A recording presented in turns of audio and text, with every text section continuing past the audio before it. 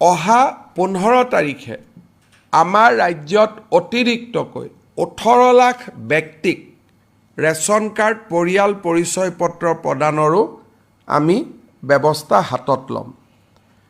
সমান্তৰালভাৱে অহা 15 তাৰিখৰ পৰা 28 তাৰিখলৈকে অৰুণোদয় 3.0 অৰ্থাৎ তৃতীয় সংস্কৰণৰ বাবে 37 লাখ হিতাধিকাৰীক অন্তৰ্ভুক্তিকৰণৰ বাবে গাঁও সভাসমূহ অনুষ্ঠিত হ'ব। মই যিসকল ৰাইজে অৰুণোদয় আঁচনি বিচাৰে তেওঁলোকক অত্যন্ত উৎসাহেৰে সৈতে এই গাঁও সভাসমূহত যোগদানৰ বাবে বিনম্ৰ আহ্বান জনাম। 19 আমাৰ প্ৰায় 22 তাৰিখলৈকে 12 দিন 23 তাৰিখলৈকে কাৰ্যসূচী চলিব আৰু ইয়াৰ পিছত আমি অৰুণোদয় সপ্তাহ 15 পৰা 28 তাৰিখলৈকে আমি চলাই যাম বা গাঁও সভা চলাই যাম, যাতে আমি হিতাধিকাৰীসকলৰ নিৰ্বাচনৰ প্ৰক্ৰিয়া এখোজ আগুৱাই লৈ যাব পাৰোঁ। অৱশ্যে 6ষ্ঠ অনুসূচীৰ যিবিলাক জিলা আছে তাত অৰুণোদয় হিতাধিকাৰী নিৰ্বাচনৰ কাম আমি জানুৱাৰী মাহত কৰিম। 16, 17, 18 তাৰিখ তিনিটা দিন মই অসম আৰু ভাৰতত নাথাকিম।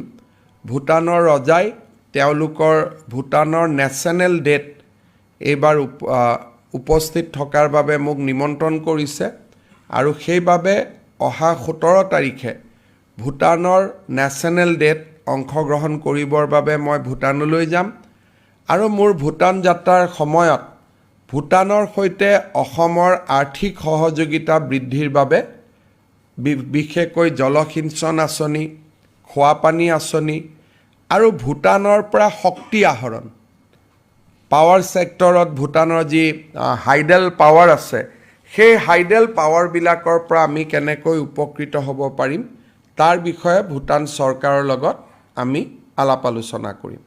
আপোনালোকে যদি কিবা সুধিব বিচাৰে সুধিব পাৰে। আজিৰ পৰা মৌজাদাৰী ব্যৱস্থাটো আমি শক্তিশালী কৰি দিলোঁ, যে আগত যেনেকৈ মৌজাদাৰসকলে টকা লৈ থাকিছিল, খাজানা লৈ থাকিছিল, 30% তেওঁলোকে কমিশ্যন লয়, 70% চৰকাৰক জমা দিয়ে। পুৰণা ব্যৱস্থালৈ আজিৰ পৰা আমি আকৌ ঘূৰি গ'লোঁ। কিন্তু সমান্তৰালভাৱে কোনোবাই যদি ডিজিটেলিও পে'মেণ্ট কৰে তথাপিতো 30% কমিশ্যন মৌজাদাৰসকলে পাই থাকিব। আৰু ক'ৰবাত তহচিলদাৰ আছে, তহচিলদাৰতো 100% চৰকাৰক খাজানা দিব লাগে। মোটামুটি আমি খাজানা সংগ্ৰহৰ পুৰণা নীতিটোলৈকেও গ'লোঁ আৰু ডিষ্টেঞ্চত থকা লোকৰ সুবিধাৰ কাৰণে খাজানাটো ৰাখিলোঁ। দুইটা আমি মুকলি কৰি ৰাখিলোঁ।